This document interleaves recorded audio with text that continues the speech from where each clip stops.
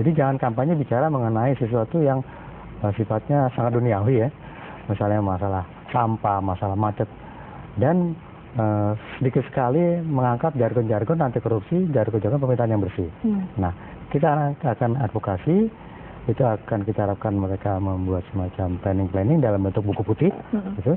Biasanya nanti setelah itu ketika menjabat dan dimenangkan, ini menjadi panduan di dalam membuat rencana kerja selama 5 tahun, gitu. Jadi akan terimplementasi, dan dengan begitu akan mudah sekali kita untuk bisa menurunkan dalam kebijakan lebih rendah karena sudah masuk dalam planning ketika yang bersangkutan kampanye, gitu. Dan dengan demikian maka ketika kita menuntut akuntabilitasnya akan nampak benang merahnya sejak yang bersangkutan mencalonkan diri, gitu. Jadi ini yang akan sedang kita bahas ke depan dan mudah-mudahan dalam konteks pilkada DKI ini sudah bisa kita terapkan. Kita akan mengharapkan itu akan menjadi dalam pengertian itu sangat detail, Pak.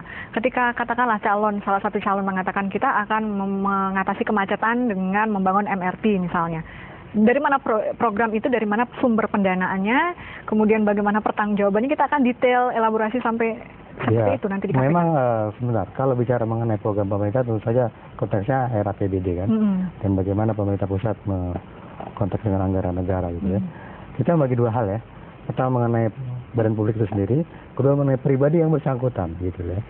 Orang jarang sekali atau lupa atau mengabaikan track record pribadi yang bersangkutan. Apakah yang bersangkutan ketika menjadi penyelenggara negara sudah melakukan laporan LHKPN dan sejauh mana akurasinya, gitu.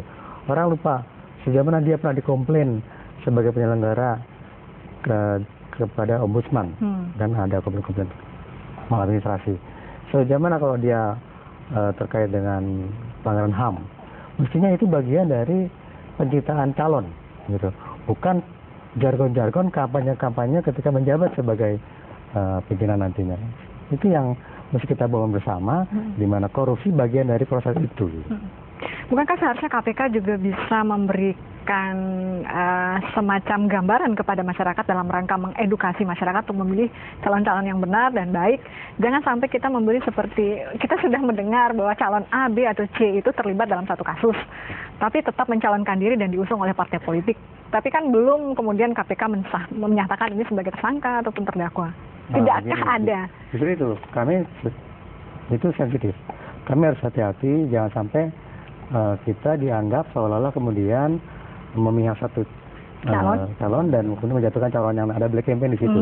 Potensi itu sangat besar sekali, karena itu kita sangat hati-hati dan tapi tadi yang saya sampaikan kita akan membuat semuanya sama, tidak diskriminasi, kita undang bersama-sama, kita beri advokasi sama-sama. Kita harapkan mereka semua bersama-sama berkampanye anti korupsi. Jadi tidak individu-individu. Karena berpotensi untuk black campaign di situ.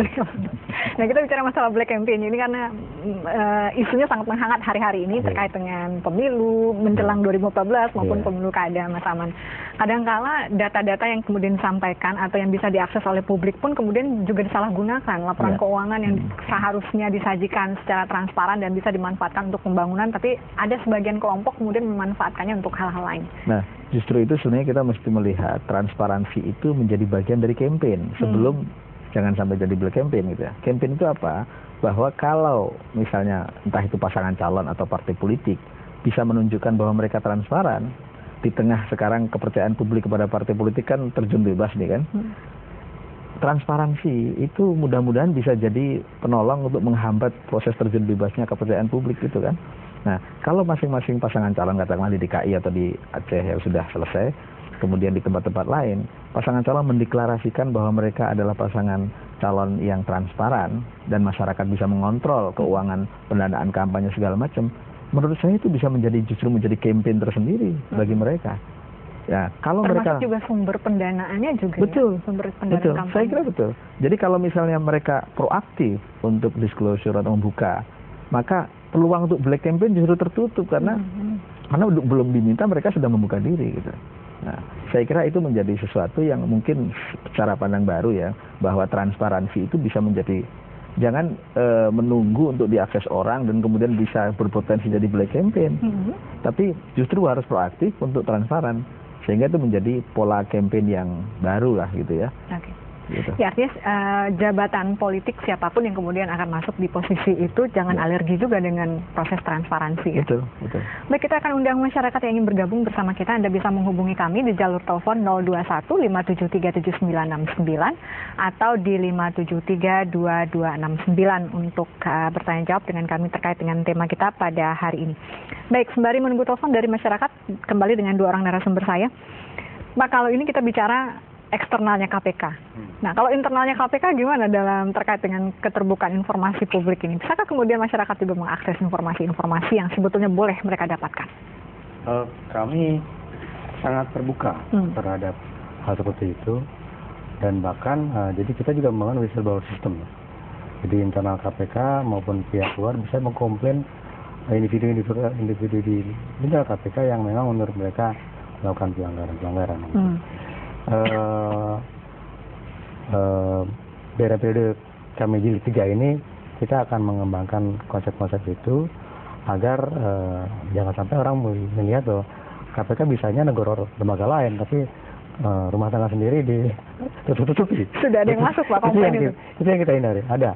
Ya? Jadi yang kedua, kita juga akan mengumumkan mengenai siapa-siapa saja yang kemudian diputuskan melanggar dan dihukum oleh KPK. Itu kita publish? Akan dipublish. Itu memang harus kita umumkan. Yang ketiga mengenai laporan hasil audit BPK. Jadi sejak perencanaan sampai hasil audit kita akan umumkan. Jadi kita berusaha yang terdepan untuk transparan di dalam segala hal. Gitu. Karena kita ada konteks dalam undang-undang bahwa KPK hendaknya membangun trigger mechanism, kita men-trigger agar lembaga lain bisa seperti kita. Gitu. Ada telepon yang masuk, Bapak-Bapak, kita terima dulu. Halo, selamat siang. Selamat siang, Ibu Desi Ratnasari. Wah, salah ya, Desi Iriani. Pak Yori, silahkan ditebak. Ya, jadi saya berharap ini ya, KPK atau KIP ini punya semacam SMS center lah. Jadi orang tuh sambil tidur, nggak usah connect ke internet. Dari hutan aja atau dari mana kan pemancar atau BTS itu ada di mana-mana, dan HP itu dimiliki oleh setiap orang. Jadi nggak harus nunggu ke warnet atau buka laptop atau harus pulsa mahal-mahal untuk connect internet. Bisa memberi informasi yang sangat diperlukan bagi KPK atau KIP gitu ya, Komisi Informasi Publik gitu ya. Jadi HP juga, SMS juga sangat murah. Kalau nggak punya SMS Center, saya kasih gratis aja deh. Saya kasih ke KPK ini. Jadi kalau umpamanya jangan hanya mengandalkan internet atau mengandalkan email atau mengandalkan telepon, cukup SMS Center. Mereka yang bisa kontak dari seluruh Indonesia dengan harga sangat murah, dan kemudian kalau nggak ada peralatannya nanti saya kasih softwarenya. Terima kasih. Baik, terima kasih Pak Yori di Tebet. Di belakang Pak Yori kita sapa lagi. Selamat siang. Assalamualaikum warahmatullahi wabarakatuh. Waalaikumsalam warahmatullahi wabarakatuh. Bapak, mohon maaf, volume televisinya tolong dikecilkan dulu biar tidak feedback. Ya, silakan Pak. Oh iya. Kepada bapak-bapak yang lagi duduk berdua nih, saya mohon maaf, semaaf-maafnya, sebesar-besarnya. Saya seorang muslim. Saya cukup pesimis dengan sikap kerja KPK maupun yang sebelah tadi. Kenapa? Karena saya sebagai orang muslim mengatakan, Allah sendiri mengatakan in kuntum fi raibin mimma nazzalna ala abdina fa'tu bi sholatin min misli wa tu'tu hadakum min dunillah in kuntum shodiqin fa in lam taf'alu wa lan taf'alu. Itu kata Allah yang nggak bisa dikogok ya. Artinya kalau kamu masih dilema dengan apa yang aku turunkan dalam hambaku, yaitu Muhammad, fa'tu bisrotin, susun konsep, panggil para profesor dan segala macam. Fa'in lam taf'alu, kamu nggak akan mampu. Karena konsep buatan manusia identik dengan berhala. Baik, Pak Dadang. Terima kasih. Assalamualaikum warahmatullahi wabarakatuh. Waalaikumsalam warahmatullahi wabarakatuh. Di belakang Pak Dadang kita sapa lagi. Selamat siang. Halo, selamat siang. Selamat siang. Iya, dengan siapa di mana, Bapak? Dengan Pak Doni di Subang. Silakan, Pak. Di Subang. Silakan, Pak Roni. Mau ke Amru Kapek Labu. Silakan, Pak. Saya mau tanyakan mengenai pelaporan ke KPK, Pak Pandu. kebetulan saya punya data untuk di kepala desa di kabupaten kami yang disebut